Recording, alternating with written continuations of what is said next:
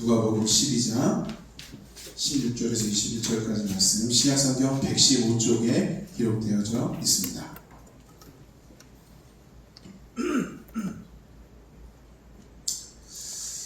자, 저 한 절씩 교독할까요? 제가 먼저 읽고 여러분들 한 절 읽고 이렇게 봉독해 보겠습니다. 또 비유로 그들에게 말하여 이르시되 한 부자가 그 밭에 소출이 풍성하매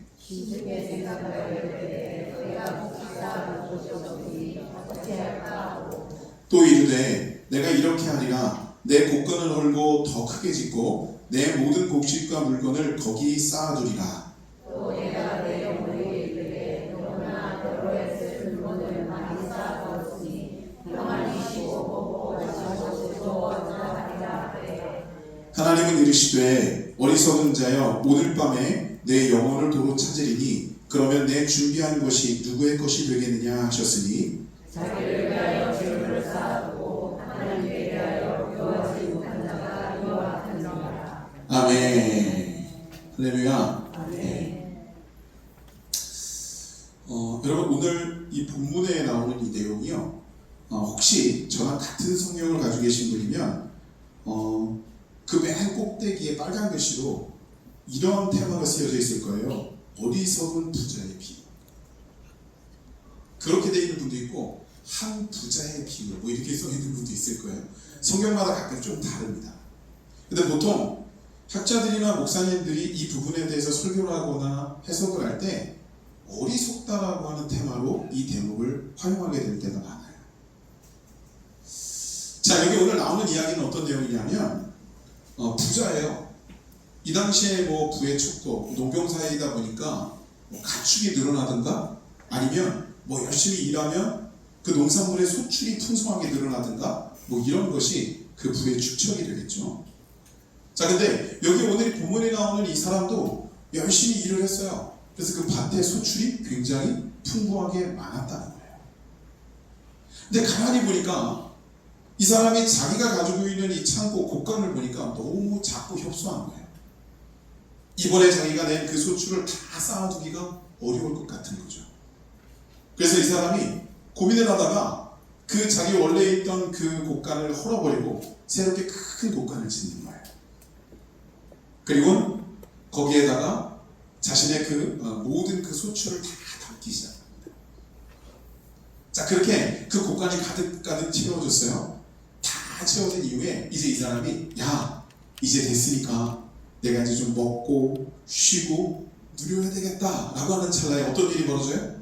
하나님께서 그 사람의 영혼을 그날 밤에 데려가시면 그거 다 누구의 것이 되겠느냐 라고 하는 거예요. 근데요, 여러분께서는 오늘 이 본문을 대하면서 어떤 느낌을 받으셨을지 모르는데 저는요, 도대체 이 사람이 왜 어리석다라고 평하는 걸까 하는 생각이 들었어요. 열심히 일을 했어요.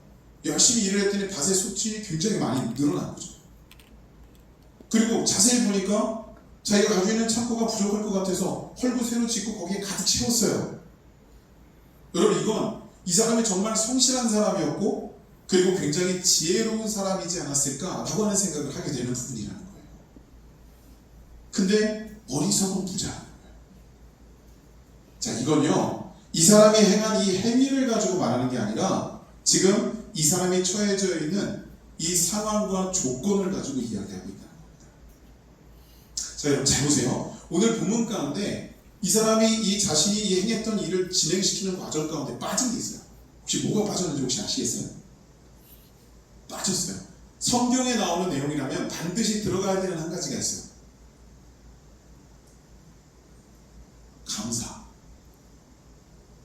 이 사람은요, 분명히 열심히 노력을 했지만 하나님께서 주셔서 소출이 늘어났거든요. 근데 거기에 대해서 그 어떠한 감사의 표현도 없어요. 또 한 가지 비어있는 게 뭐냐면 감사를 하지 않고 이 사람이 열심히 일을 했어요. 근데 열심히 일을 하고 나서 소출이 그렇게 많고 창고에 가득 채웠는데 그러는 과정 중에 자기에게 주어진 것에 대해서 이 사람이 누리거나 누군가와 나눈 일이 없다는 거예요. 자, 이 사람은 그저 주어진 것을 자기 창고에 채우는 것에 주력을 한 거예요. 그리고 마지막 순간에 됐다. 이제 내가 내 것을 누려야 되겠다라고 하는 것은 마지막까지도 이 사람은 이기적인 가치로 자신의 그 현 상황을 드러내고 있었다는 거죠. 자, 감사가 없고 나눔과 하나님 주신 것에 대한 누림이 없어요. 자, 그래서 많은 이들이 이 대목을 어떻게 평가하느냐 하면 이 사람이 왜 어리석느냐, 진정한 행복의 가치를 제대로 깨닫지 못하고 지금 살아가고 있는 모습에 이 상징적인 표현이다. 내가 뭔가를 많이 가지고 있고 내 곳간에 그득그득 뭔가가 쌓여져 있으면 그러면 행복하다? 아니면 행복이라는 척도가 어떤 것인지 분명히 알지만 그러나 내 창고를 채우기 직전까지는 누릴 수 없다? 많은 이들은요 이 대목에 대해서 그거 인간의 욕심을 말하는 것이다 라고 이야기합니다. 이런 말이 있더라고요. 욕심은 또 다른 욕심의 공간을 만드는 도구이다. 멋있죠? 아니 어떻게 이렇게 말을 이렇게 맛깔스럽게 멋지게 만드는지 모르겠어요. 욕심은 또 다른 욕심의 공간을 만드는 도구이다. 이게 무슨 뜻이냐면요, 여러분 우리가 욕심을 가지고 어떤 일을 성취하려고 노력을 할 수 있잖아요. 근데 그러는 과정 가운데 우리는 이런 생각을 해요. 이거 굉장히 진취적이다. 앞으로 나아가지 않느냐, 뭔가 또 해보려고 하지 않느냐라고 하는. 근데 그 욕심을 가지고 하면 어떤 일이 벌어지냐면 어느 경지까지, 원하는 경지까지 올라간 것 같아요. 다다른 것 같아요. 근데 문제는 그러니까 만족하고 끝이 아니라 또다시 뭔가를 요구하고 또다시 뭔가를 찾기 시작해요. 이루어진 것에 대한 만족감이 아니라 불만족 가운데서 또다시 그 욕심의 공간을 채우기 위해서 또 나아가기 시작합니다. 여러분 이러기 시작하면요 뭔가가 이루어지기는 계속 이루어지는데 내 안에 만족과 행복은 없는 거예요. 그래서 사도 바울이 뭐라고 말하냐면 우리는 자족해야 된다라고 합니다. 자족이라는 건 뭐냐면 하나님께서 우리에게 뭘 주셨어요. 근데 그게 큰 거든 작은 것이든 그 주어진 것에 만족하고 감사하는 거예요. 자, 그런 가운데 하나님께서 허락하신다면 또 한 발자국을 뛰어보는 거죠. 그리고 내가 한 발자국을 더 가든 10발자국을 더 가든 내게 주어진 것이 얼마만큼이든 또다시 하나님께서 부여하신 거라면 거기에 대해서 감사하며 또 만족감을 누리는 거예요. 여러분 자족하는 삶을 살아가는 사람은요 그래서 얼마나 주어졌든 내게 주어진 것으로 매 순간 행복하고 기쁘고 감사하고 만족하며 살아가는 거예요. 욕심 속에 살아가면 뭔가 대단하게 이루어질 수 있지만 그러나 그 안에 만족감은 없어요. 자, 이런 내용으로 오늘 이 본문에 나와 있는 이 내용이 어리석다라고 표현을 하고 있다는 것입니다. 자, 그러면 일단은 말씀의 전제 자체가 우리가 안에 있는 욕심을 좀 해결해야 된다라고 하는 거잖아요. 근데 어떤 목사님이 제가 설교하는 걸 들어봤는데 그분이 뭐라 하냐면 우리의 욕심과 싸워서 이겨야 된다라고 하는 거예요. 굉장히 강력한 표현이죠. 여러분 어떻게 생각하세요? 동의하십니까? 욕심과 싸워서 이겨야 한다. 제가 이렇게 여쭤보는 건 저는 동의를 못하겠다는 거예요. 욕심이 싸울 때선인가요? 여러분 욕심과 싸우시면 이기실 수 있어요? 저는 없어요. 욕심은요 싸움의 대상이 아니라 극복의 대상이에요. 싸움과 극복이 뭐가 다릅니까? 똑같은 의미 아닙니까? 달라요. 싸운다라고 하는 건 그 결과값이라는 게 깨지거나 무너지거나 죽는 거예요. 근데 극복이라고 하는 건 그 자체를 인정하고 그 자체는 그대로 존재하지만 그걸 어떻게 하는 거예요? 넘는 거예요. 여러분 이게 극복이거든요. 왜 우리의 욕심은 깨트릴 수 있는 게 아니라 넘어야 되는 거라고 말하냐면 여러분 우리는 욕심이 우리 안에서 사라지질 않아요. 태초의 인간들을 생각해 보세요. 아담과 하와. 하나님께서 그들에게 세상의 개념을 주시지 않았고 아주 순결하고 아주 깨끗한 상태로 처음에 그들을 만들어 놓으셨거든요. 근데 그런 상태에서도 이들은 본성적인 본질적인 욕심을 발동했다. 그러니까 우리의 본능이 욕심이에요. 근데 그건 어떻게 없어요? 아무리 선한 사람이라도 욕심이 있어요. 여러분 깐난아기들 이렇게 분유를 타서 이렇게 주잖아요. 그러면 입에다 이렇게 꽂아주잖아요. 그럼 먹다가 이 아이들이 뭐 개념이 없잖아요. 주면 먹고 안 주면 안 먹고 이걸 것 같은데 입에다 이렇게 넣어주다가 살짝 빼보잖아요. 장난한다고. 그럼 어떻게 해? 이 아이가 그냥 빼면 뺀 대로 이렇게 해서 뭐 하는 거야? 이러고 쳐다보는 게 아니에요. 어떻게 해요? 혀를 쭉 뽑아요. 입을 쭉 뽑고 달라는 거죠. 계속해서 앞으로 나가요. 여러분 신생아도 욕심이 있어요. 그래서 우리의 본성적인 욕심이 있잖아요. 식욕, 성욕, 뭐 물욕, 뭐 여러 가지가 있잖아요. 그 욕심이란 말이 우리 안에 계속 붙는 이유가 바로 그런 것들 때문이에요. 그래서 여러분 욕심은요 깨트리고 싸우는 게 아니라 극복하는 거예요. 그러면 어떻게 극복할 수 있을까? 욕심을 극복하는 방법이 뭐냐라고 하는 거죠.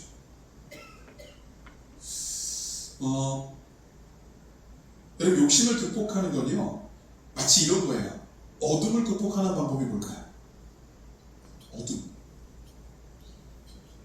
어둠을 극복? 여러분 졸리시죠? 자, 크게 대답하시면 졸음이 떠나가요.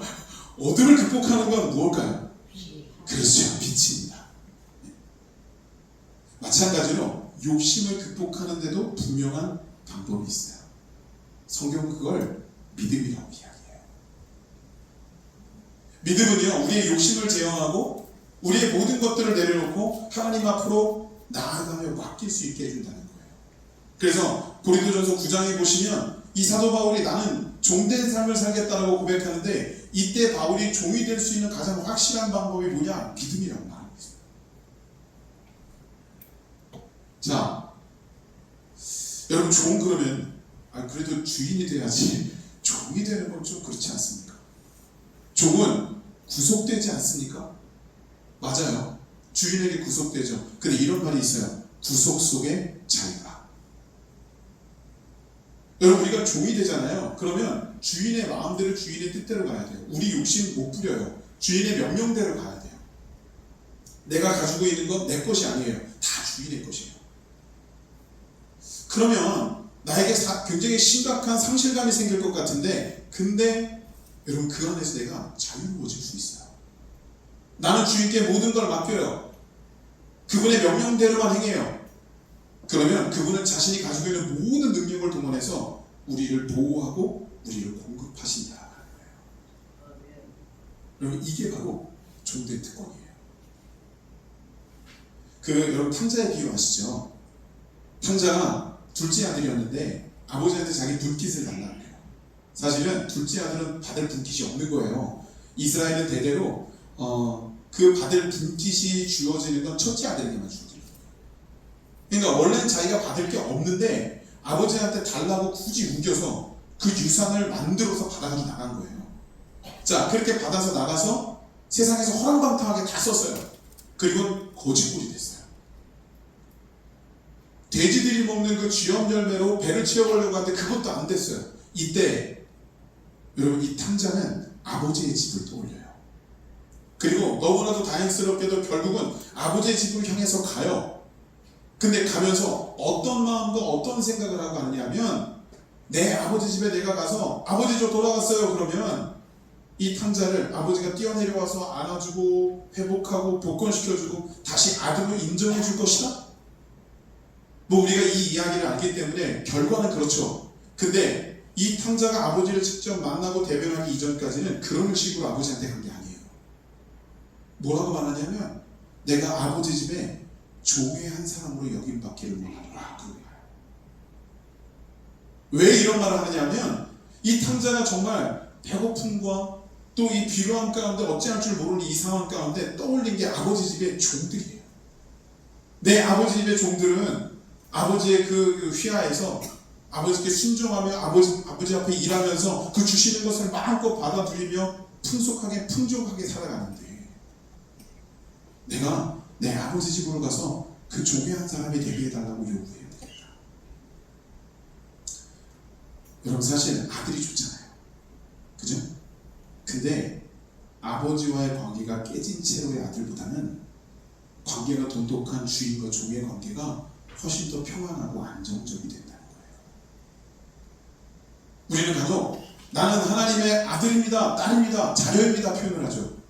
그게 하나님이 우리를 인정해 주시는 근본이에요. 근데 우리가 하나님 앞에 합당히 서 있지 못하고 주님의 영역에서 벗어나 있을 때 우리는 하나님 앞에 종된 모습으로 나가는 것이 합당하다. 하나님, 나의 모든 것을 책임져 주십시오. 제 모든 것을 하나님께 맡기고 지금부터 하나님 앞에 순복하며 순종하며 나아갑니다. 내가 주님 안에 구속되어 들어갑니다. 그러나 나에게 주 안에서의 자유를 허락하여 주시옵소서. 그럼 이것이 바로 우리가 극복해야 되는 그 욕심을 극복할 수 있는 방법, 믿음의 모습이다라고 하는 거예요. 자, 여러분 우리 안에 믿음이 있습니까? 네. 우리 안에 하나님께서 주시는 그 믿음이 있어야 하고 그 믿음으로 저와 여러분은 또다시 이 한 주간을 하나님의 그 거룩한 그 신실한 욕심을 버리고 자족하는 삶, 감사하는 삶, 하나님께 만족감을 누리는 그 삶으로 나갈 수 있어야만 한다라고 하는 거예요. 사실 자족이라고 하는 건요, 얼마만큼이 주어졌건 만족이고 감사라 그랬잖아요. 사실 내 안에 고난이 오고 아픔이 와도 그 안에 하나님께 주시는 만족감은 분명히 존재할 수 있다는 거예요. 힘들지만 그러나 그 안에서 주시는 하나님의 그 만족감을 발견한 사람은 그 고난 중에 어려움 중에도 미소 짓고 웃는 거예요. 많이 가져서가 아니라는 것 꼭 기억하시고 이 한 주간 동안 그 주님과 함께하는 또 주님의 그 거룩한 영역을 함께 이루며 나가는 저와 여러분들이 되시기를 주의 이름으로 축원합니다. 아멘. 기도하시겠습니다. 거룩하신 하나님 감사합니다. 오늘 이 시간에도 우리는 주님께서 허락하신 귀한 말씀 속에서 내가 욕심을 버리고 신실하게 주님의 믿음의 삶으로 나아가기 위한 결단을 함께 이루었습니다. 흔들리지 않고 돌아오는 한 주간을 살아가게 하시고 주님께서 우리들에게 새 힘과 능력을 주셔서 담대하게 주 앞에 설 수 있는 우리 성도들 모두가 될 수 있도록 인도하여 주시옵소서. 감사드리며 예수님의 이름으로 기도드렸습니다. 아멘.